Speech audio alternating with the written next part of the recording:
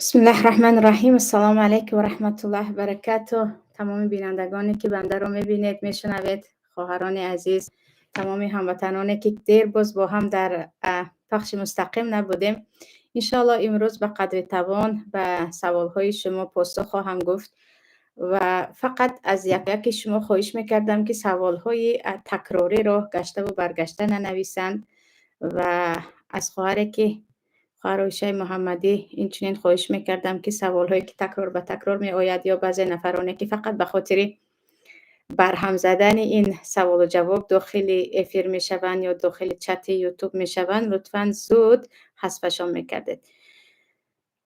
با کمک پروردگار یگانه شروع میکنیم. سوال یکمی شما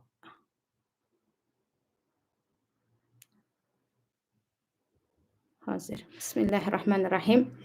سوال یکم میگویند در شهر روسیه می باشم، در مدیسین کار میکنم، لیکن لباس مدیسین می پوشم برای آن که ممکن نیست دیگر خیلی لباس باشه. این فرما همچون بریوک و فوتبالکا می باشد. من گناهکار هستم مگر اینجا تنها زنها کار میکنند و یک ورچی ما مرد می باشد. تا جایی که من میدانم برای دخترها حتمی است که لباس سفید داشته باشند و اگر به شما گویند که تو لباس تنگ پوش یا فوتبالکا و بروک پوش، البته این لباس اهل تقوا نیست، لباس جای کار باشد هم می توانید حداقل از زانو پایانتر لباس دوزانید برای خودتان. شاید یک بار گویند، دو بار گویند و مطمئن باشید که به خاطر اینکه به گفته خودتان فوتبالکاتان از زانویتان پایانتر است شما را از کار نمیرانند. مسلمان در همه جا باید به خاطر اعتقادش، به خاطر دینش تا میتواند مبارزه برد. هر جا رفتید و هر چی گفتند و کردید، از بحر لباست گذر، از بحر حجابت گذر، از بحر هر چیز گذشتید، دیگر یکان نه شخصیت میماند و نه دین میماند و نه اعتقاد.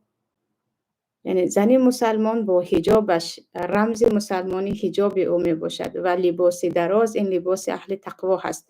حالا گفتید نه یگان علاج نیست، حداقل تا می توانید در این وقت فاتقوا الله ما استطعتم، به قدر توان پایانتر باشد لباستون، نه اینکه فوتبالکای مثل مردها باشد که فقط از شکم پایانتر و کسی میبیند یعنی اصلا نمیگن این لباس اهل اسلام است. و این بدبختی باز هم همان دولت های کفر است و دولت هایی که خود را به کفر مانند میکنند که به کار یک دکتر یا گفتیم به کار یک طبیب، به مهارت یک طبیب نگاه نمیکنند و زیادتر به سر و لباس او نگاهش میکنند، زیادتر به سر و لباس. ولی که من خیلی گفتم تا میتوانید اینجا حرکت کنید، مبارزه کنید و تا میتوانید لباس سفید پوشید اما پایانتر.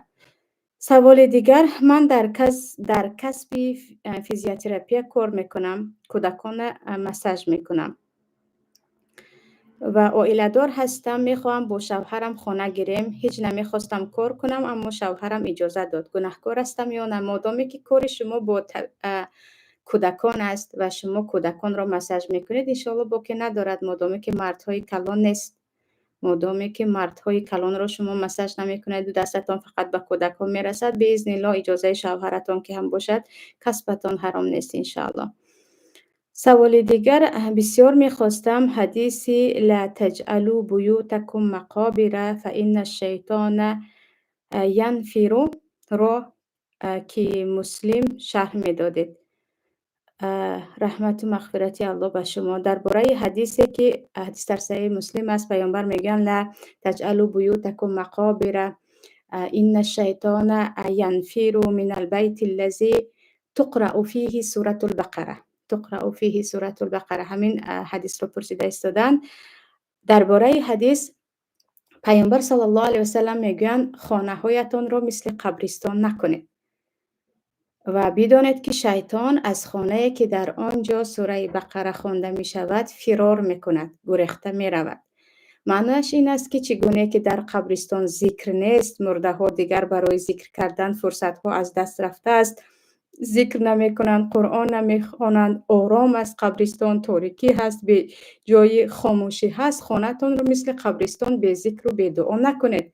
در خانه ها هم باید ذکر کنید. و نماز سنت رو هم پیامبر میگن نماز فریضه با جماعت بهتر است و بهترین نماز در خانه است. فقط فریضه رو در جماعت خوانید، سنت ها رو در جماعت رو در فرض رو در جماعت خوانید، سنت ها رو در خانه خوانید. و چقدر در خانه ذکر کردید، چقدر در خانه شما قرآن خواندید، همون قدر شیطان از خانه شما گریخته می رود. علل خصوص سوره بقره که با قوت سوره بقره نه جن، نه یگان انسان های جن مانند، نه یگان جادوگری نمیتواند به شما ضرر رساند. و تو میتوانید در خانه ذکر را زیاد کردید و خواندن قرآن را زیاد کردید و نمازهای نافله را زیاد کردید، بدانید که آرامش به خانه شما می آید. و این چنین بدانید که شیطان که از خانه شما می رود، جنگ و جنجال ها هم گم می شود. یعنی معنای حدیث این است که چگونه که در قبرستان آرامی هست و دیگر ذکر نیست، دیگر خواندن قرآن نیست، دیگر در آنجا مرده ها که از دهان آنها چیزی نمی براید و خاموشی است، خانه های خود را این گونه نکنید. باز والله اعلم. سوال دیگر، سوال چهارم بود خطا نکنم. میگویند معلمه من همین نماز رو میخوانم لیکن یک چیز مرا نخوان میگوید، باز نمیخوانم، وقتی خواندم تیز خوانده شوم میگویم، وقتی نماز آید این کار را کنم بعد میخوانم میگویم، بهانه میکنم، چیکار کنم؟ مرا یگان راه نشان دید. بیش از همه یعنی خواهرم این فقط احوال شما نیست، احوال اکثریت مسلمان ها هست که این هم از طرف شیطان است. قال فبما اغویتنی لاقعدن لهم صراطک المستقیم. این وعده شیطان بود که به الله داده بود، که گفته بود که پروردگارا من قسم میخورم به اون که تو مرا گمراه کردی، من در راه راست بنده هایت می نشینم، من پیش راهی آنها را میگیرم که هر چیزی که خیر باشد، هر چیزی که عملی صالح باشد آنها انجام داده نتواند. یعنی شیطان همیشه در جنگ با بنده های مسلمان هست و همیشه میخواهد که شما را از راه بزند. در این وقت یگانه کاری میکنید زیاد به پروردگاری که الله شما هست و الله شیطان است، سازنده خالق شما هست و خالق شیطان است، زیاد پناه برید. الله میگوید فاستعذ بالله من الشیطان الرجیم، از الله از شیطان رجیم پناه طلب. در اینجا زیاد دعا کنید که پروردگارا در برابر شیطان لعنت من خیلی ضعیف هستم، قوت ایمان من نمیرسد، تو خودت مرا کفایت کن. به الله زیاد پناه برید. و در کتاب دوا بود خوانده بودم که ابن قیم جوزی میگویند هر جایی که یا هر چوپانی که پاسبانی خوب ندارد و به گله او زیادتر گرگ ها هجوم میکنند. قلب شما هم وقتی از ذکر کم هست، وقتی قلب شما مشغول دنیا هست و هر چیزی که شما را از الله باز می‌دارد مشغول آن است، بدانید که شیطان زیادتر به آن سیطرت میکند. در اینجا زیاد ذکر میکنید و خیلی گفتم به پروردگار پناه میبرید که پروردگار خودت کفایت کن. و البته مجاهده هست، با شیطان باید جنگ اعلان کرد. او میخواهد که شما تیز نماز خوانید، جهاد کنید، نماز را سست بخوانید. او میخواهد نماز نخوان، میگوید باز بر علیه و شما با قوت برایت، یا گفتیم بر علیه او بجنگید، باز هم بخیزید نماز خوانید. یک بار، دو بار، سه بار، چند بار دیگر شیطان ناامید می شود از بنده های مؤمنی که اصلا برای او نمی روند. اما گفتید نه چیزی مرا نخوان، گفته ایسا دست نمیخوانم، شما دیگر بازیچه دست شیطان شدید که او هم خیلی از شما راضی است و به حالتان میخندد که او میگوید نخوان، شما هم نخوانده در جایتان می نشینید. سوال دیگر، در کمپانی اتمی کار میکنیم گناه هست یا نه؟ خواهران عزیز، درباره کمپانی اتمی سوال ها خیلی زیاد آمده استاده است. من خیلی که درباره فبریک خودم شخصا گفت و گفت کرده بودم، درباره اتمی این گونه پیگیری نکردم تا حاضر، راستی دستم هم نرسید. فقط همین رو میگویم که اگر یک شرط داشته باشد که با کمترین مبلغ هم تو باید خرید کنی، بعداً کارگری ما میشوی و یک مبلغ معین رو به شما گذارد که همین مقدار تو باید، یا یک بال معین رو که هر ماه خرید کنی، یا کسی رو بیاری که همین قدر خرید کند، وگرنه تو از کار خارج هستی که اینقدر مشتری آوردن یا کلینت آوردن رو نه هم از عهده‌اش میبراید و این شرط یک شرط تماما بالای یک نفر ظلم کردن است. در اینجا این کمپانی جایز نیست کار کردنش. یعنی من کلا دربارش یک تا به یک تا از تمامی نمود کارش و شرط و شروطش با خبر نیستم، ولی به طرز اجمالی میگویم که اگر به شما شرط گذارد که حتما با همین مقدار خرید تو داخلی کار میشوی که الکی این یک شرط قماری هست که تو کمی خرید میکنی بعدا شاید از ما معاش گیری یا نگیری، باز شرط های دیگری هست که شاید شما از عهدهش برایت شاید نبراید. برای اینکه تجارت رو میدونیم یک کسب توکلی است که بعضی ماهایی هست که خیلی شما میتوانید خریدار پیدا کنید، بعضی وقت میشود که تماما خریدار پیدا کردن نمیتوانید. این گونه شرط ها باشد جایز نیست در اینجا کار کردن. سوال دیگر، معلمه جان آیا روزه قرضی رو بر دوام میگیریم یا دوشنبه و پنجشنبه؟ درباره روزه قرضی و من کان مریضا او علی سفر فعدة من ایام اخر میگوید الله کسی از شما بیمار باشد و یا اینکه در سفر باشد روزهای دیگر روزه بگیرد. فعدة من ایام اخر، روزهای دیگر روزه بگیرد. اینجا الله ایام المتتابعات نمیگوید، یعنی روزهایی که پی در پی باشد. برای همین در نزد جمهور علما چهار مذهب شما روزه قضایی رو میتوانید جدا جدا گیرید. پنجشنبه دوشنبه بگیرید، کی توانستید گیرید. حتی روز جمعه هم به جز روزهای عید می شود روزه قضایی رو گیرید. یعنی حتمی نیست که پی در پی 7 روز قضا داشتید یا یکی 30 روز قضا داشتید به خاطر کودک شما 30 روز پی در پی گیرید. فقط میخوام یادرس کنم عزیزان که ما در ماه شعبان هستیم. اللهم بلغنا رمضان، پروردگار ما رو به رمضان برساند و رمضان رو با ما برساند. با عبادت هم بگذارین رمضان رو سپری کنیم. خواهرانی که قضایتان رو نگرفتید این ماه باید تمام کنید. همین ماه قضا رو اگر شما به سبب نگرفتید، هر زنی که رمضان دوم می آید و او یگان خیلی سبب نداشت، یعنی بیمار نبود، حامله نبود، کودک شیرده نداشت، سبب نداشت و از روی تنبلی روزه نگرفت، او هم گناهگار می شود، هم بعد از این رمضان همون قضای رمضان پیشترش رو می گیرد، باز کفاره هم می دهد.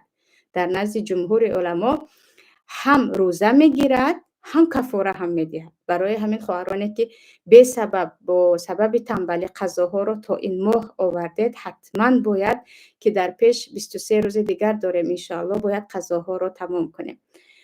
سوال دیگر، همین سجده سهو برای نماز فرض اجازت است؟ اگر اجازت نباشد پس دلیلش رو میگفتید.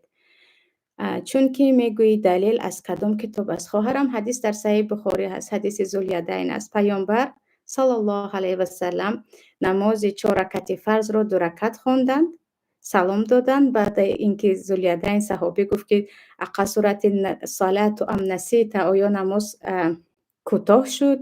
یعنی 4 رکعته یک بار 2 رکعته شد یا تو فراموش کردی؟ پیامبر آیا ذوالیدین راست میگوید؟ گفته گشته آمدند و 2 رکعت دیگر را خواندند و بعد از خوانده شدن 2 تا سجده سهو کردند. یعنی در نماز فریضه پیامبر سجده سهو کرده بودند که صحابه ها هم همراهشان سجده سهو کرده بودند. سجده سهو در نماز فریضه هم هست، در نماز سنت هم هست، در نماز نافله هم هست. در نماز وقتی شما چیزی رو از یادتان برآوردید، به جای اینکه 2 تا سجده کنید 1 تا سجده کردید، به جای اینکه در دویم رکعت بنشینید التحیات رو بخونید فراموش کردید و یک بار خستید یا التحیات رو تو اللهم اغفر لی خواندید، یعنی یگان چیزی رو زیاد کردید یا یگان چیزی رو کم کردید، ترک کردید. نه، ترک کردید 1 رکعت کلا باطل می شود. کم کردید در این وقت در آخر پیش از سجده هم بعد از سجده هم هر دوش هم جایز است، شما 2 تا سجده سهو میکنید.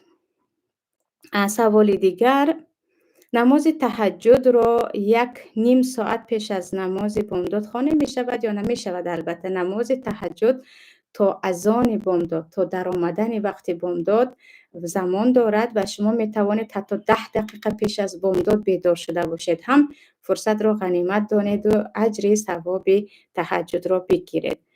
در همین ماه شعبان شب برات است یا شب براءت است؟ میگیم شب براءت هست.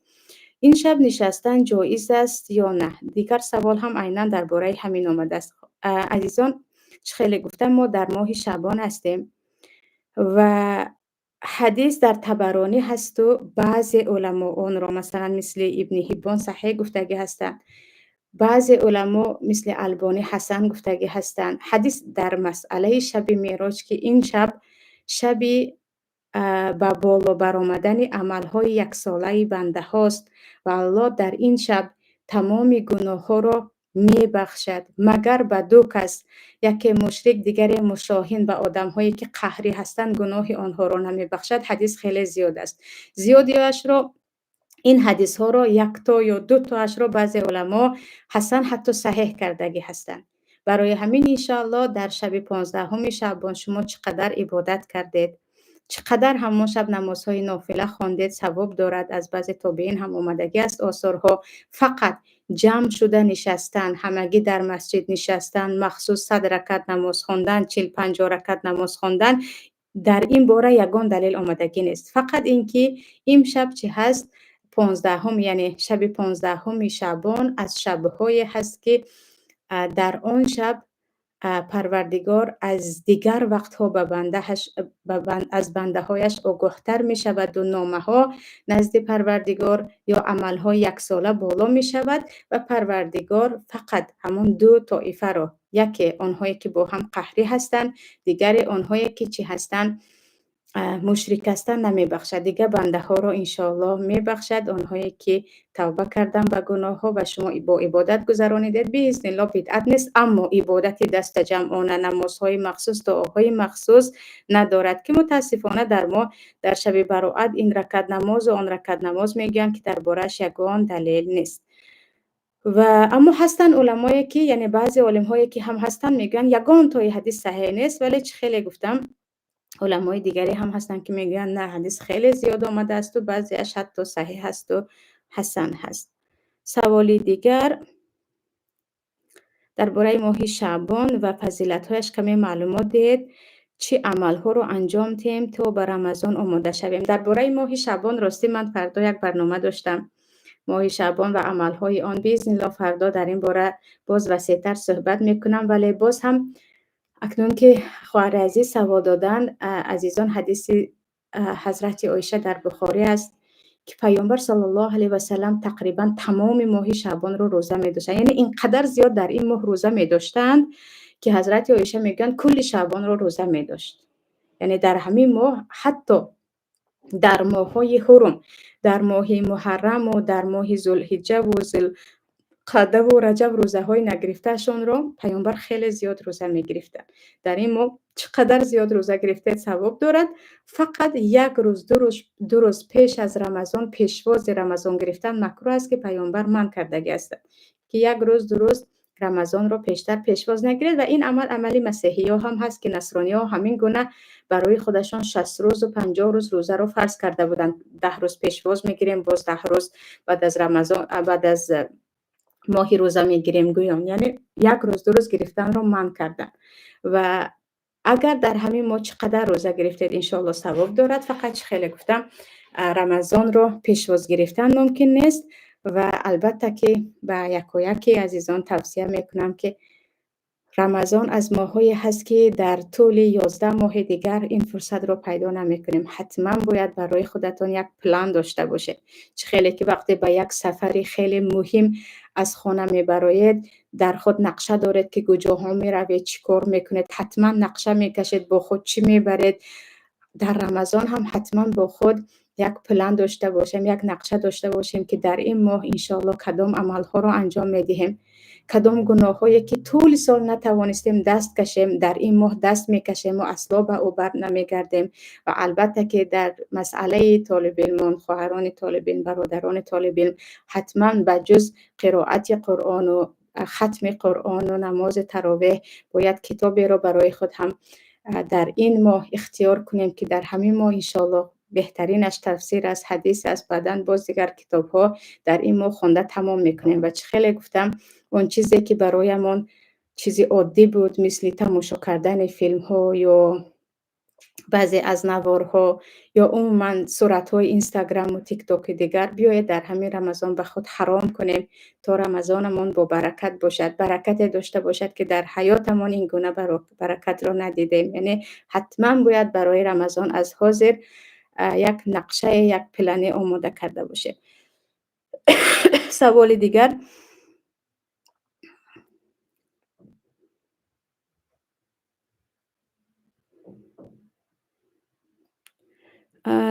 درباره تفسیر قرآن را به طهارت در وقت خوب خوانده می شود. تفسیر قرآن مثل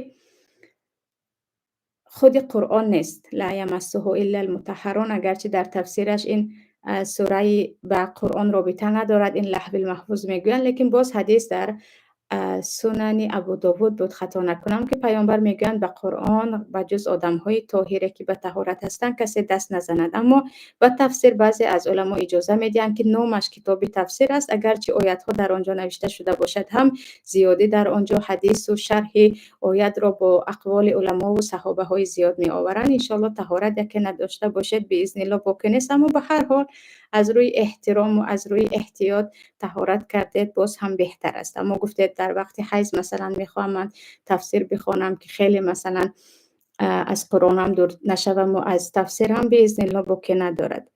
سوال دیگر، با محرم ها چگونه سلام بکنیم، خصوصا با پدر و برادر؟ مسئله سلام علیک با محرم ها این رابطگی دارد به عرف و عادت. به عرف و عادت مثلا پیامبر نگفتن که با دخترت این گونه سلام کن، با برادرت این گونه سلام کن. این رو شریعت به عرف برمیگرداند. خیلی گفتیم عرف اگر خلاف قرآن و سنت یا خلاف دلیل های شریعت نباشد، عرف یکی از دلیل ها حساب می شود، علل خصوص در مذهب ابو حنیفه رحمت الله علیه. مثلا پیامبر از پیشانی حضرت فاطمه بوسه کرده بودند، این گونه پیشواز گرفته بودند دخترشان. در این باره حدیث است که از پیشانی دخترشان بوسه کرده بودند. اما مثلا در جای ما مثلا در بعضی جایها هست که دختر رو به آغوش میگیرن، برادر خواهرش رو به آغوش میگیرد. در بعضی جایها هست که از کتفش بوسه میکند یا برعکس از پیشانیش بوسه میکند. این به عرف عادت برمیگردد، به بابا و بیبیتان برمیگردد که در عائله چگونه شمایان با همدیگر سلام علیک میکردید همین گونه میکنید. و ما میدونیم که الحمدلله تاجیکستان ما، مردم تاجیکستان ما، اگرچه با این همه مشقت هایی که بالایشان به خاطر دین می آید، باز هم عرف و عادت هایشان اکثریتش در مسئله نشستن در نزد پدر و مادر یا محرم های خود، در مسئله لباس پوشی در نزد محرم های خود، در مسئله سلام علیک خلاف اسلام کار نمی کنند. یعنی ببینید که در عرفتان چگونه هست، مثلا در عائله شما چگونه پیشواز میگیرند و خیر و خوش میکنند و سلام علیک میکنند. این را اسلام حتما انا این گونه سلام علیک کن نگفته است. اما همه میدانیم که اون چیزی که بی حیاگی هست، اون چیزی که طبیعت انسان قبول ندارد، عرف هم قبول ندارد و شریعت هم قبول ندارد. سوال دیگر، درباره آدم‌های تهمتچی یگان سخن بگویید. درباره مسئله تهمت عزیزان، یکی از گناه‌های کبیره و سبحان الله گناه‌هایی که حتی جزایش در دنیا و در آخرت هست و در سوره نور علی خصوص آمده است، این تهمت است. اونی که تهمت میزند همون تهمتی کرده اش، یعنی به خاطر تهمتی کرده اش در دنیا هم در آخرت هم جزا میگیرد. علل خصوص کسی که یک نفر رو به تهمت به زنا تهمت میزند، چگونه که در سوره نور آمده است در قصه حضرت عایشه که الله میگوید آنهایی که تهمت به زنا میزنند و 4 شاهد ندارند فجلدوهم 80 جلده فلا تقبلوا لهم شهادة ابدا اولئک هم الفاسقون. در دوامش آنهایی که تهمت میزنند و 4 شاهد نمی آورند آنها باید 80 دره بزنید آنها را، و جز این اصلا شهادت آنها را قبول نکنید، دیگر گپی آنها در یگان جا نباید اعتبار داشته باشد. برای اولئک هم الفاسقون، این یک فاسق است، این یک فاسق است. تهمت در دوامش هم اومدگی است که ان الذين يحبون ان تشيع الفاحشه في الذين آمنوا لهم عذاب علیم فی الدنیا و الاخره.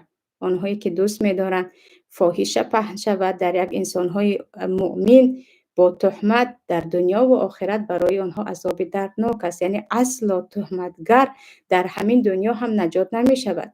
روز یک روز می‌بینید که به تهمتی کردهش خودش گرفتار می شود، به تهمتی کردهش خودش گرفتار می شود. اما اونی که تهمت شد باید می‌بینید بعضا می شود که باید از خود دفاع کنی. وقتی شخص تهمت کننده نفری است که سخن او در جامعه اعتبار دارد، یعنی یک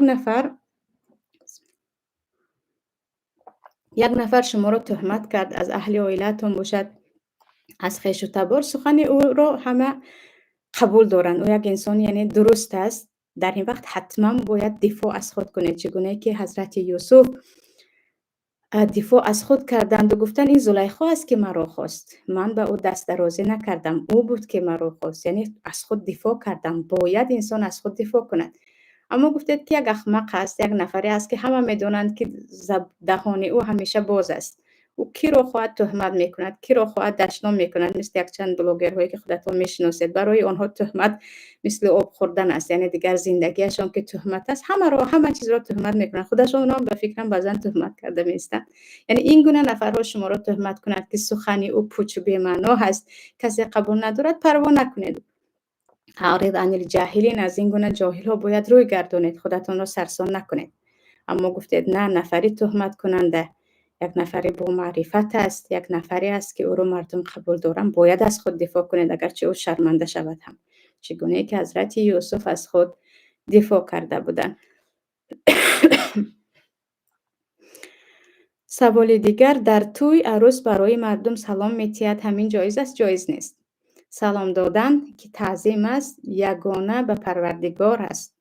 این گونه تعظیم کردن و سری خم کردن به پدر و مادر جایز نیست. کجا رود به چند بیگانه که تو به آنها سری تعظیم میکنی؟ حتی پیامبر به خودشون اجازه ندادن. صحابه ها به پیامبر تعظیم نمیکردن، سلام میدادن. یعنی همون تعظیمی که عروس ها میکنند که مثل رکوع کاملا میشود.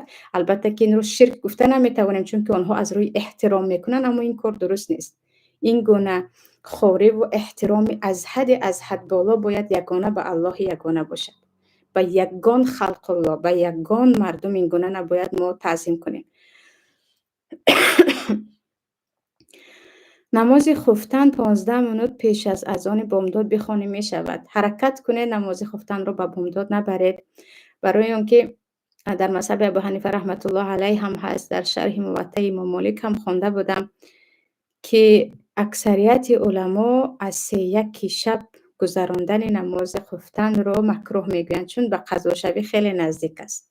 به قضا شوی خیلی نزدیک است و شما خیلی زود میخونید. حرکت کنید، اگرچه انشاءالله خواندید، هنوز بامداد ندر آمده خواندید، به هر حال به این حالت نبرید که 15 دقیقه و 20 دقیقه پیش از بامداد باشد، که پروردگار ما را از جمله مقیم الصلات گرداند که نمازهایمان را در وقتش بخوانیم. سوال من این است که اگر از آدمی که در فبریک، باز همون فبریک باور کنید، از فبریک دیگر گذاریم به جای دیگر، یک نفر بیمار بود، جین داشت، خودش رو به دار آویخت، همیشه میگفت که مرا مجبور میکنند که خودت رو کش. حکمش چی است؟ اگر اون مجنون است و دیوانه است، انشالله گناهش بخشیده شده است. حدیث پیامبر است که قلم از 3 طایفه مؤمنان برداشته شده است، یکی کودک تا اینکه به خود آید، دیگر دیوانه تا اینکه یکی کودک تا اینکه به بلاغت برسد، دیگر دیوانه تا اینکه به خود آید، یعنی مجنون. دیگر کسی خواب که در خوابت هرچی گفتی گناه نوشته نمی شود، مادامی که 100% این انسان عقلش در جایش نبود و دیوانه بود، از روی دیوانگی این کارو کرد، انشاءالله که یگان گناه ندارد، یعنی برای آن که در دست خودش نیست. سوال دیگر، درباره گوش و بینی شکاف کردن میگفتید. میگویند شکاف کردن. درباره گوش شکاف کردن، در زمان پیامبر هم زنها گوششان شکاف بود، زنهای حلقه دار بودن. دربارش هست که وقتی پیامبر همراه بلال، حدیث در صحیح هست، درباره صدقه صحبت میکنند، در نماز عید زن گوشواره هایش را گران به دامن بلال، این صدقه من است گویان میپرتاید. معنیش این است که زنها گوشوار داشتند. اما مسئله بینی درباره شریعت چیزی نمیگوید، این هم برمیگردد به عرف. در عرف تاجیکی بینی شکاف کردن نیست.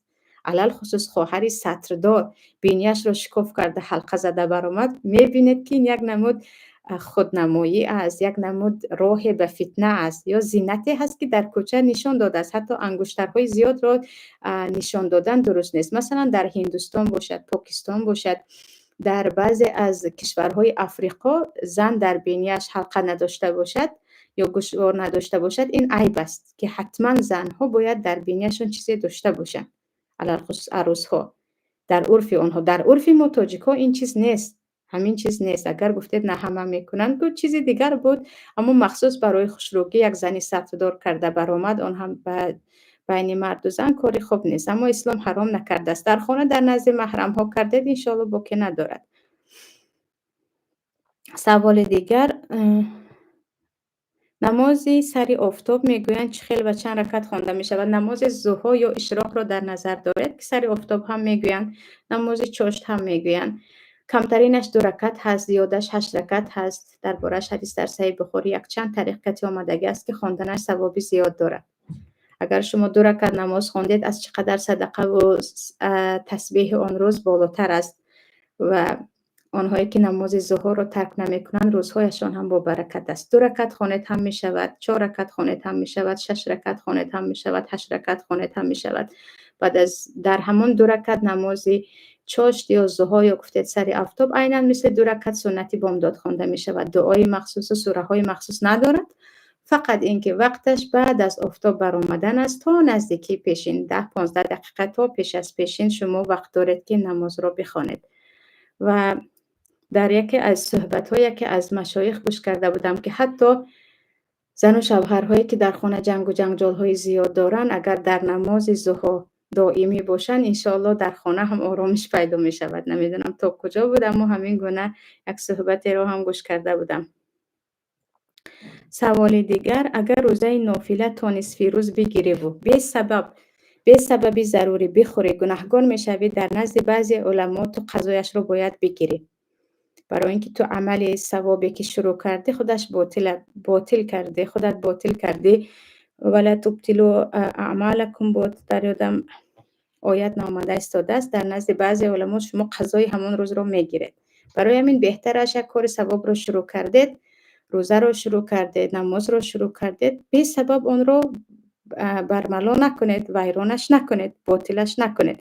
اما بعضی علما میگن نه، حدیث پیامبر است که اونی که نافله روزه میگیرد او امیر نفسش هست، او میتواند همیشه کی خواست آن روزه اش را بشکند. یعنی این گونه سخن هم هست، اما بهترش این است که عمل خیری شروع کرده تان را تا آخر برسانید. همشیره طبی به بیماران سوزندارو میگذراند، بیماران بعضیشون پول میدهند. آیا این کار ریبا است؟ ریبا گفتم و پرسنت رو میگوییم. رشوت شاید شما در نظر داشته باشید. آیا این رشوه است؟ یعنی پاره هست؟ این رو خودی همشیره خوب میداند که پاره میگیرد یا معاشش رو میگیرد. این رو خودی همشیره خیلی خوب میداند. بعضی همشیره ها هستند که آنها هیچ معاش ندارند، برای هر یک سوزندارو از بیمار حق خدمت میگیرند. بعضی ها هستند که هم از اون طرف هم از این طرف میگیرند که خودشون میدونند که ریبا گرفته استاد، ببخشید من هم ریبا میگم، رشوه گرفته استادن یا اینکه حق خدمت. سوال دیگر، اگر مرد زنش را یک بار گوید جوابت را دادم، باز برگرداند و در بین صاحب فرزند شوند، در حالت نفاس باشد، مرد بگوید 3 طلاقت کردم، نکاح اینها چی می شود؟ برای اون که میگویند در حالت حیض حتی زن را طلاق دادن درست نیست، ما در چنین حالت کار شد آیا طلاق واقع می شود؟ باز مرد پشیمان است. چرا پشیمان نمی شود؟ پیش از گفتن عجب یک بار جوابت را دادم گفته بود، باز این بار هم 3 طلاق گفته است و پشیمان بوده است. در نزد جمهور علما 4 مذهب چه در حالت حیض چه در حالت نفاس طلاق دادن گناه کبیر است. فطلقوهن لعدتهن، این امر پروردگار است در سوره طلاق که زن را باید در وقت پاکیزگیش طلاق داد. زن را در وقت حیض و نفاس طلاق دادن گناه کبیر است، اگرچه همه علما یعنی 4 مذهب اتفاقا که طلاق واقع هست. 3 طلاق گفت، 3 طلاقش واقع هست. در وقت حیض باشد هم در وقت نفاس باشد هم مرد گناهگار است، آن هم گناه عادی به گناه کبیره دست زده است و همین طلاقش واقع می شود. فقط عده زن تغییر می یابد. عده زن همین که از نفاس پاک شد تا 3 حیض دیگر دوام می دهد، این نفاسش به عده هیچ رابطه ندارد. سوال دیگر، اگر پدر و مادر به زندگی دختر همراه شوهر و خانواده اش راضی نباشند چی می شود؟ در نکاح راضی بودن یا نه و چرا راضی نیستن؟ یعنی یک باره این مسئله رو یک باره این گناه هست اون گناه هست گفته نمیتوانیم. این مسئله یکم تفصیل میخواهد. چرا راضی نیستن؟ سبب چی هست؟ پدر چرا راضی نیست؟ مادر چرا راضی نیست؟ داماد چی مشکلی دارد؟ این خانواده چی مشکلی دارد؟ اینها رو باید یک به یک فهمیم، بعداً بگوییم که کی در این مسئله حقدارتر است. یعنی با همین نمود یگان خیلی جواب گفته نمی شود. مسئله هایی هست که حتما باید با تفصیل فهمیده شود. و خواهرانی که شوهر و خشتومنشان برای حجاب کردن رو از ایشان راضی نیستند چگونه باید مبارزه برد؟ شوهر خشتومن مثل تو یک انسان است، هرگز کار به گردنت نمی کشد. یک روز درست قهری می شود، شاید تهدید می کند، شاید یک روز درست از خانه می راند، اما بعدا راضی می شود. وقتی تو به الله تسلیم شدی، بنده ها هم در نزد تو تسلیم می شوند. وقتی تو خواهری که از ترس شوهر و خشتومن حجاب نمی کنی، از ترس الله حجاب کردی، یقین بدان حدیث پیامبر است که به خاطر رضاگی الله تو مردم رو به غضب آوردی، پروردگار تو رو از غضب مردم نگه می دارد. سوال دیگر، به روز تولد تبریک کردن گناه است یا نه؟ روز تولد در ما مسلمان ها وجود ندارد. ما مسلمان ها روز تولد جشن نمیگیریم. کار مسیحی ها هست. پیامبر جشن نگرفته بودن. جشنش هم درست نیست، تبریکش هم درست نیست. نام جنت را در فرزندان گذاشتن درست است؟ انشاءالله باکی ندارد. جنت ماندن، فردوس ماندن، عدن، خلود، این نام هایی که نام های جنت است در بارش نماند گویان یگان دلیل نیست. نام های خوب و طیب است انشاءالله. زن در وقت زایمان به خیلی عذاب می کشد و بعضی ها جان به حق می سپارند. آیا یگان اجر و ثوابی به زن حامله دار نوشته می شود؟ زن در وقت زایمان از دنیا گذرد، آیا شهید است؟ انشاءالله شهید است. درباره‌اش حدیث است که از طایفه شهدا زنهایی هستند که از نفاس می میرند، یعنی نفاس خونه که بعد از تولد می آید. هر زنی که از درد تولد یا در وقت تولد جان داد، انشاءالله او شهید است وقتی او زنی مسلمان است و در دینش پایدار بود. اما درباره دردی که زنی حامله میکشد که خود الله هم در قرآن چه میگوید؟ حملته امه وهنا علی وهن، مشقت به مشقت مادر حاملگی را به سر میبرد، 9 ماه درد به درد میگذراند. پیامبر صلی الله علیه وسلم میگه هر غم و اندوهی که به شما میرسد، حتی خاری که به پای شما خلیده میشود، به شما گناهایتان عفو کرده میشود و به شما اجر نوشته میشود. البته که ثواب دارد، البته که اجر و ثواب میگیرد زن. سوال دیگر درباره قسم دروغ که بعضی ها میگویند با 3 روز روزه گرفتن گناه قسم دروغ بخشیده می شود، میفهمونید؟ مسئله قسم یک چند نمود است. قسم های هست که قسم عموما دروغ است. شما کاری را کردید، نکردم میگویید. مثلا شما یکان چیز را گرفتید، قسم میخورید که من نگرفتم.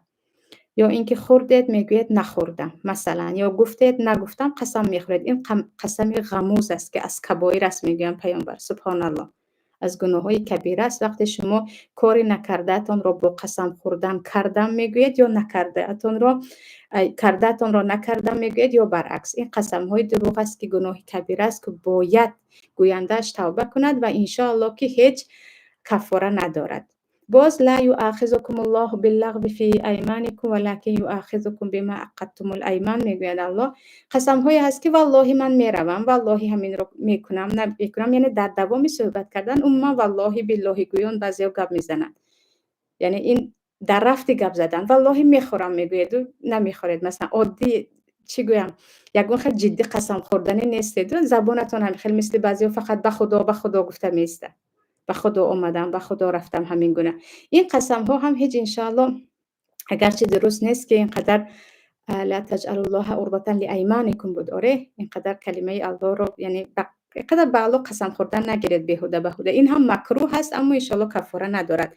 قسمی که کفاره دارد که شما باید یا 3 روز پی در پی روزه گیرید پیش از وقت، یا به 10 قم بغل خوراک دهید به مقداری سیر می شده، یا به 10 قم بغل لباس خریده دهید، یا اینکه 3 روز پی در پی روزه گیرید. اون قسمی هست که شما جدا برای یگان چیز قسم میخورید. شما میگید بسم الله قسم به الله من به خانه فلان دیگر اصلا داخل نمیشوم، یا میگید قسم به الله از همین روز تا هفته دیگر هر روز روزه دارم اما روزه گیری نمیتوانید. شما میگید قسم به الله با فلانی من دیگر همیشه قهریم اما قهری شده نمیتوانید، یعنی جدی شما قسم یاد میکنید که همین کار رو نمیکنید یا میکنید، جدی قسم میخورید، خودتون هم میدونید که در قسمتون جدی است. والله من دیگر با تو صحبت نمیکنم، والله دیگر سر دسترخوانی او نمی نشینم، والله دیگر مثلا فلان چیز رو به دهان نمیکنم، اما بعدا نمیتوانید قسم رو میشکنید. در این وقت ها کفاره دارد این گونه قسمتون.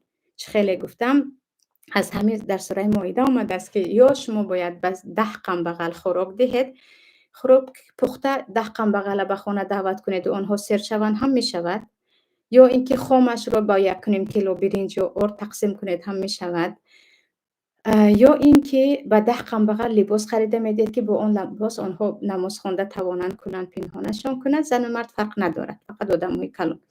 یا اینکه اگر شرایط به قم بغل خوراک خریدن و لباس خریدن رو نداشته باشید، در این وقت شما می توانید 3 روز به یگان خلقت کردن پی در پی روزه بگیرید. این برای قسم های جدیتون که خوردید و اما در قسم نایستادید، قسم رو شکستید. اما وحفظوا ایمانکم میگد مادامی که گناه نیست، شما قسم به گناه نخوردید، قسم خود رو باید حفظ کنید. اما مثلا با فلان قهر میشوم یا اگه چیز حلال رو به خود حرام کرده، در این وقت قسمتون رو شکستن و کفاره دادن اولا است، که پیامبر صلی الله علیه و سلم میگن کسی به چیز قسم خورد بعدا از آن بهترش رو دید، میتواند کفاره قسم دهد و قسمش رو بشکند. آیا طلاق در حالت نفاس طلاق می شود؟ من در بالا جواب دادم به این. میگویند که خدا گفتن ممکن نیست، باید تنها الله بگویم. شما چی میگوید؟ در مسئله خدا گفتن میدانم که بعضی اهل علم، برادران اهل علم در همینجا خیلی تشدد میکنند که اصلا خدا نگوید فقط الله گوید، ولی میدونیم که در زبان فارسی آفریدگار، خالق رو خدا میگویند. داره کلمه خدا رو وقتی به لغتنامه فارسی نوشتید اونجا میبراید که آفریدگار، اونی که تو را ساخته است، خدای تو هست. و در کشورهای آسیای میانه، در مثلا دولت‌های فارس زبان، ایران و افغانستان ما، چی حتی ازبکستان و قرقیزستان و قزاقستان، خدا میگویم، خدا میگن، با مانند میگن در قزاقستان.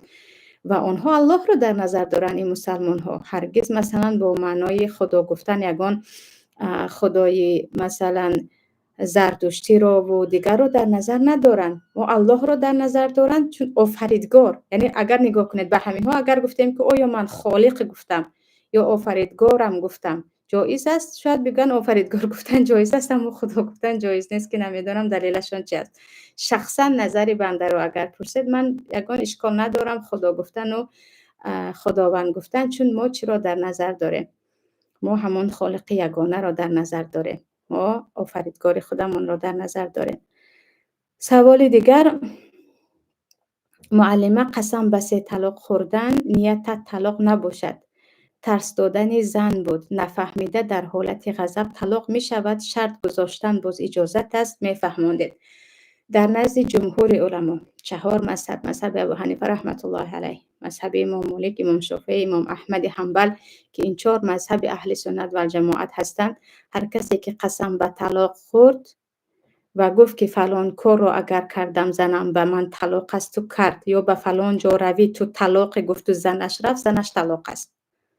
تو از خانه برآمدی به من 3 طلاق گفت، زنش از خانه برآمد، 3 طلاق است. این در نزد 4 مذهب است، در نزد 4 مذهب است. به وقتی گفته در وقت غضب، همه طلاق رو تقریبا در وقت غضب میگیرند، کسی در حالت روزگیش و خرسندیش طلاق رو نمیگیرد، همه در وقت غضب طلاق رو میگیرند. در نزد 4 مذهب طلاق چیزی هست که هم در غضب و هم در خرسندی باشد، چه در شوخی باشد چه در جدی باشد، نافذ از کلمه است که از دهان برآمد و عملی می شود. این در 4 مذهب. یگانه بعضی سخن از ابن تیمیه و شاگردان امام ابن تیمیه هست که مقصدش از قسم خوردن با طلاق نباشد، فقط قسم باشد. مثلا قسم به 3 طلاق من فردا این کارو میکنم، این خیلی احمقی هم هست که این گونه باشد. میگن یعنی مقصد طلاق دادن نباشد و قسم باشد و کفاره دهد، که این سخن فقط همین 2-3 عالم است. اما دیگه جمهور علما، امام مالک میگویند من از 7 فقهای مشهوری که همگی تابعین هستند و اینچنین از تمام علمای اهل مدینه دلیل دارم که کسی که قسم به طلاق میخورد یا شرط میموند طلاق را انجام میشود طلاق میافتد. اما یک چیز رو باید ذکر کنیم، مردهایی که با طلاق قسم میخورند ببخشید چقدر بی‌ناموس هستند. سبحان الله. در تفسیر قرطبی به نزدیک خوانده بودم که بعضی حدیث ها اگرچه در سندش ضعیفی هست میگویند که اونی که یک نفر رو مجبور میکند که به طلاق قسم خور یا به طلاق قسم خوردن رو عادت میکند یک آدم فاسق است. چون پیامبر میگویند من کان حلیفا فلیحلف بالله، اگر قسم خوردنی هستید به الله قسم خورید. یک فاسق است اونی که میگوید قسم به 3 طلاق خور. یعنی ناموس زن رو چرا می آورید به میان؟ ای بیان زنی بیچاره که در خانه هست و کودک کلان میکند به مشکلی هایی که شما مردها بین خود دارید چی هست؟ تو مصیبت در قرض داری، در جای کارت داری، می آوری زنت رو اینجا همراه میکنی که زنم به من 3 طلاق. چرا دیگه کار نداری؟ یعنی اینقدر بی‌ناموسی در حقیقت اینقدر فساد و پستی است وقتی یک مرد ناموس زنش رو اینقدر ارزان در همه جا می فروشد که زنم رو من 3 طلاق کردم، یعنی دیگر به من حرام است. من با همین وقتی که این رو این گونه کرد من چیکار میکنم؟ او رو طلاق میدهم یا به من طلاق شد. یعنی این بعضی علما حتی میگن این نمود قسم خوردن از قسم های فاسقین است که در اسلام این گونه قسم خوردن عموما بدعت است. و در کتاب دیگری بود که میگن این را حجاج ظالم بدبخت پیدا کرده بود، یکمین بار با 3 طلاق قسم خوردن رو در وقت صحابه ها و در زمان پیامبر این چیز اصلا نبود. و سوال دیگر، مثال در 10 رکعت نماز پیشین در وقت سوره ها خواندن از اول پیشین تا آخر پیشین سوره ها رو از اول با آخر خوانده می شود. یگام مشکل ندارد که شما سوره ها رو از اول تا آخر بخوانید، یا اینکه شما در وقت خواندن سوره ها از مثلا چند آیت از سوره بقره خوانید، بعداً بروید چند آیت بخوانید از سوره آل عمران، چند آیت بخوانید از مثلا سوره دیگر. یعنی در یک گنج آمدگی نیست که حتما قل هو الله احد بخوان، بعد از این فلق بخوان، ناس بخوان، این طرف گذر از پایان تبت یدا بخوان، بعد از این اذا جاء بخوان. آمدگی نیست، در یک گنج آمدگی نیست. مشکل ندارد که شما در نمازها از کجا کدام آیت رو میخونید، مهم شما ضم سوره کنید که اون هم سنت است. سوال دیگر، زنی که یگان بار شوهر نکرده باشد او رو کی خوراند و کی پوشاند؟ خودش دست و پا نداشته باشد برای خوردن و پوشیدن. سوال یکم عجیب است.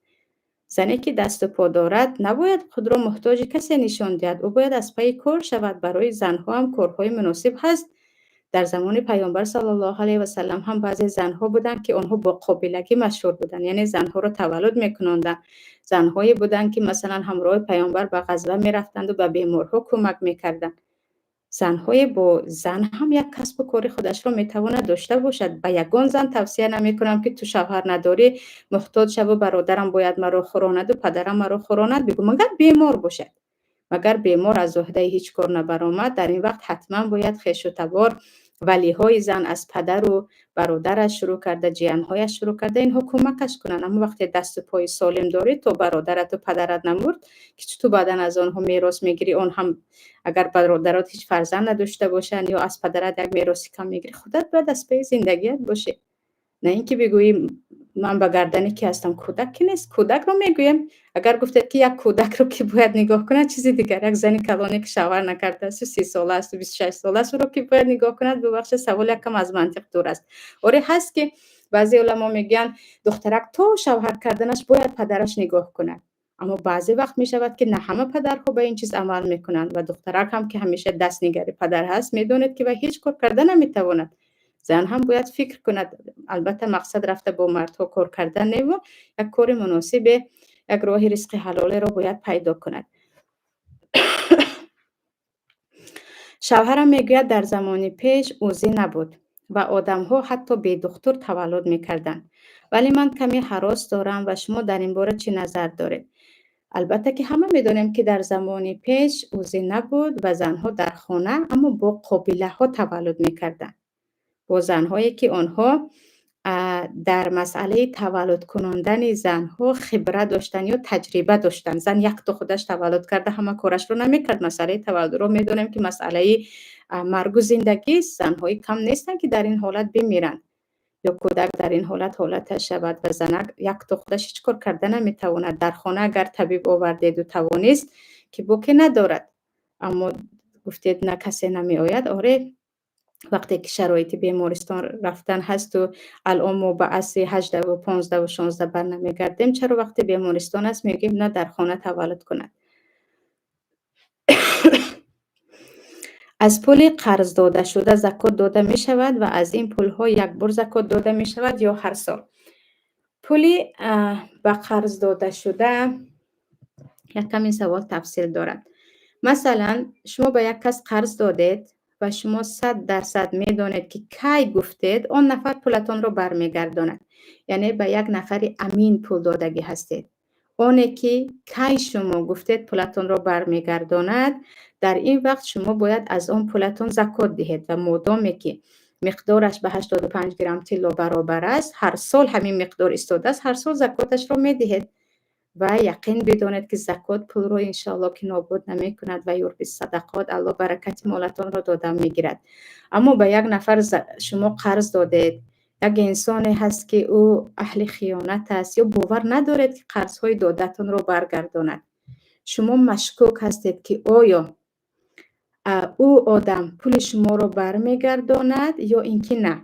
در این وقت چیکار میکنید؟ در این وقت کاری میکردگیتون این است که شما تا زمانی که پول ها رو به دست نآوردید زکات نمیدهید و بعد از پول ها رو به دست آوردن قول راجح علما این است که چند سال زکاتش رو نداده باشید برابر زکات آن رو میدهید.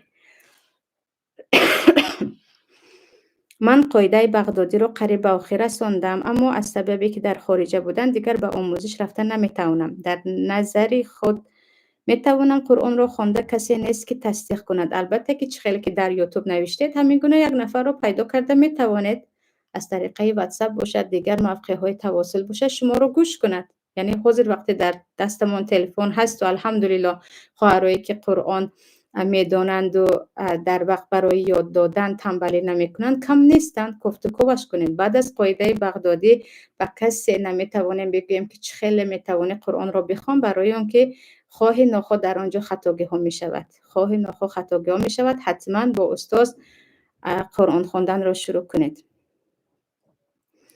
مرا در 14 سالگی هم تقایم نسبم را به نام خودش کرد و مرا گرجدنی رسیه کرد تا که در غریبی عذاب نکشم.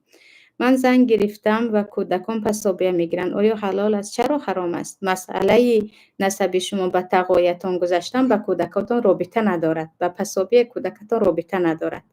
اون کاری که شما کردید گناه هست. درست نیست که یک نفر نام پدر خودش را مونده به نام تقویش گذارد. ادعوهم لآبائهم هو اقسط عند الله.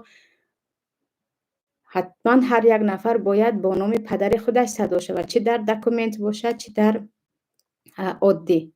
اما وقتی که شما این کار رو علکی کردید و دیگر برگشتن علاج نیست، توبه کنید. اما این به کودکاتون ان شاءالله پس به کودکا ضرر ندارد. درباره چیزی گفتگی هستن که نفهمیدم سوال دیگر رو. در سر مرده قرآن تلاوت کردن جایز است یا نه؟ درباره قرآن حدیث پیامبر است که هر جایی که قرآن خوانده می شود، هر خانه‌ای که در آنجا مردم قرآن می خوانند، فرشته ها آن خانه را احاطه می کند و رحمت و آرامی به آن خانه نازل می شود. برای همین عالمانی که میگویند در خانه‌ای که مرده هست قرآن خواندن جایز است، که به این گونه قول زیادی علما هستند، میگویند به خاطر اون که هر جا قرآن خوانده شد آنجا آرامش است. و همگان میدانیم قصه این را که وقتی پیامبر مردند برای تسکین حضرت عمر و دیگران، حضرت ابوبکر آیت را خواندند که ما کان عذر آیت در خاطرم نیست، افئن مات او قتل انقلبتم علی اعقابکم بود دوامش. محمد یعنی مثل پیامبران دیگر است. یکی اگر محمد از دنیا رفت مگر شما به عقب برمیگردید؟ مگر شما دین را ترک میکنید؟ این آیت را میخوانند و حضرت عمر میگویند بعد از شنیدن این آیت گویا که من این آیت را یکمین بار شنیدم که آرام شدم. یعنی بعضن در عزاها آیت ها میخوانند که خش و تبار تسکین یابند یا آرامش به آنجا آید، با همین معنا میخوانند که این را بعضی از علما مستحب هم میگویند که آرامش از قرآن هر کجا هست برکت است. اما بعضی علما میگویند قرآن در خانه های در سر مرده خواندن پیامبر اصلا قرآن نخوانده بودند، فقط دعا میکردند، چگونه که در سر ابو سلمه وقتی مرده بودند پیامبر رفته دعا میکنند. برای همین بهترش این است که شما فقط دعا کنید. اما کم نیستند علمایی که به اینکه در نزد مرده قرآن خوانده شود، در آن خانه قرآن خوانده شود چون آرامش آید اجازه دادن کم نیستند.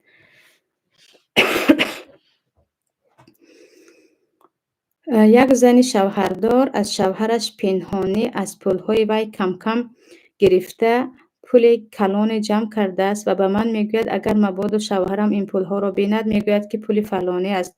این را به من گفت. من از این زن شوهر را میدانم و شوهری وی گویم یا نگویم. شما نگویید و شما یگان رابطه ندارد کاری که این زن و این شوهر کردن. به زن بگوید که این کارت خطا هست، اما از پیش خود بین آنها قاضی نشوید و داخل آنها نشوید. انشاءالله در گناه شریک هم نمیشوید مادامی که شما به آن زن یگان توصیه ندارید. یعنی پیش از خود در آمده شاید با همان یک خبرکشی شما به آن شوهرش بین اینها طلاق افتاد چیزی دیگر افتاد، مادامی که کسی شما را طلب نکرد داخل اینها نشوید اگر نصیحت میگویید. سوال دیگر، در خانه اسباب زیاد زکات دارد؟ نه همه چیز زکات دارد. مثلا خانه‌ای که در آن زندگی میکنی زکات ندارد، ماشینی که سوار میشوی زکات ندارد. زکات از پولهایت که در خانه پسنداز کرده ای، یک سال در خانه آن پول ایستاد و به 85 گرم طلا برابر شد، آن زکات دارد. و گوسفندانت اگر به 40 رسیدن، گاو داشتی و به 30 رسید، شتر داری، از اینها زکات میدی. و از میوه‌جاتت، میوه و سبزواتت و توی حقه یا حصاد روزی حصادش از آن زکات میدی. اما شما از چیزی خانه‌تون، مثلا میبینی خانه‌تون و اسباب های خانه‌تون زکات نمیدهید. سوال دیگر، من یک دختر هستم، میخواستم به درس های تجویدتون من هم درس بگیرم، مرا هم همراه میکرده. در همینجا من همراه کرده نمیتوانم، ولیکن از سلکه تلگرام وقتی داخل میشوید درباره درس ها انشالله با خبر میشوید. با کودک نام فرشته یا جبرائیل ماندن ممکن است یا نیست؟ انشالله با که ندارد. جبرائیل ماندن یا اینکه اسرافیل ماندن یا رضوان ماندن به اذن الله با که ندارد، یا حتی فرشته ماندن، ملک ماندن یا مثلا به اذن الله با که ندارد. معلمه عزیز می گفتید آیا در نماز، به این سوال جواب دادم. در روسیه در مید کالج می خونیم. بعضی معلمه ها در وقت امتحان زچات ها می گویند شبکه مدیسینسکی پشت درآید، روی مالتان را کشید. آنجا تنها معلمه های روس و استودنت ها هم هستند. آیا درست است؟ مادامی که شما لوچ نمی شوید، فقط شبکه می پوشید، مویهایتان پنهان است، گردنتان هم با خلط پنهان است و آنها فقط زن هستند، آن هم فقط به خاطر امتحان، انشاءالله باکی ندارد، به اذن الله باکی ندارد، یک لحظه باشد بین زن ها باشد. می گفتید آیا در نماز رو گفتیم آیا قی کردن طهارت رو میشکند؟ آره، قی طهارت رو میشکند. پیامبر قی کردند و بعد از این طهارت کردند، دربارش حدیث است و در نزد جمهور علما قی نجاست است، هم طهارتتون رو میشکند هم نجاست است که باید شسته شود اگر به لباس آلایش شد. نماز تراویح 4 رکعت خوانی می شود و امکانیت 20 رکعت خواندن را ندارم. اگر شما تراویح را 2 رکعت خوانید هم می شود. کمترینش 2 رکعت هست، زیادترینش چقدر خواهید میخوانید، اما پیامبر همیشه 8 رکعت خواندند و بعدا حضرت عمر گفتن 20 رکعت خوانید و خانه به خانه شوید. ولی نماز تراویح یک فرصت است، فقط 30 روز این نماز را داریم، بعد از 30 روز تماما گم می شود. برای این حرکت کنیم، همین 30 روز را تراویح را با رکعت هایش و با دعاهایش که با امیدین که پروردگار از ما قبول کند و زندگیمون، 1 ساله زندگیمون تا رمضان آینده انشاءالله با برکت این رمضانی که در پیش داریم بی گناه و دور از آلایش گذرد باید بخوانیم. یعنی حرکت کنه در همین نماز، در همین رمضان به یگان چیز بهانه نجوییم. استاد عزیز، ما در نماز خواندن بی‌پروایم. یک روز میخوانم، یک روز نه. بسیار قضا میکنم. مادر 3 فرزند خانشین هستم، چیکار کنم؟ در بالا هم به همین سوال جواب داده بودم که این بازیچه شیطان شدن است، گناهی کبیره است. فخلف من بعدهم خلف اضاعوا الصلاة و اتبعوا الشهوات فسوف یلقون غیه. در سوره مریم است آیت که قوم آمدند و از پی شهوت ها خواهش های خود شدند و اضاعوا الصلاة و نماز را ضایع کردند، دیر کردند، در وقتش نخواندند. یلقون غیه میگویند. غی وادی جهنمی است که تمام آب بدن اهل دوزخ به اونجا میرسد که از آن خورده میشود. یعنی این از گناه های کبیره است. شما یک که نماز میخونید و یک که نماز نمیخونید و آنهایی که به نماز اهمیت نمیدهند، وقتهای نمازشان در جایش نیست، زندگیشان معنا ندارد، به هیچ چیز دستشان نمیرسد، روزشان بی برکت است. آنی که به نمازش رسیده نمیتواند، به خودش و به زندگیش هم رسیده نمیتواند. نماز است که وقتی شما رو برکت دار میکند، با برکت میشود. نماز است که به شما ترتیب زندگی را یاد میدهد، در وقتش عمل کردن را یاد میدهد. وقتی به نمازتان رسیدگی کرده نتوانستید، به هیچ چیزتان رسیدگی کرده نمیتوانید که حتما به این چیز باید اهمیت دهید. همسایه دارم 5 وقت نماز میخواند، نماز شب دارد، ولی کارش سخنچینی غیبت میباشد. همه برآمدهای شما را گوش میکند. یگان نصیحت میکردید. همه برآمدهای ما را گوش میکرده باشد. همه برآمدها خیلی نصیحت ها دارن انشاءالله. و به شما هم میگم که از پای همسایه‌تان نشوید، از پای خودتان شوید. انشاءالله دعایش کنید که اصلاح شود. من 2 فرزند دارم. 8 سال می شود زندگیم با شوهرم. شوهرم میگوید که تو به من در کار نیستی، فقط زندگی به خاطر فرزندها است، به خاطر مادرم. تا 15 سالگی بچه ها هست. بعد رو میگوید من اگر طلاقم رو پرسم گناهکار میشوم یا نه. در این مسئله حتما باید با شوهرتان هم صحبت کرد. یعنی طلاق پرسیدن وقتی که شما از شوهر ظلم میبینید گناهکار نیستید، وقتی زن سبب دارد برای طلاق پرسیدن.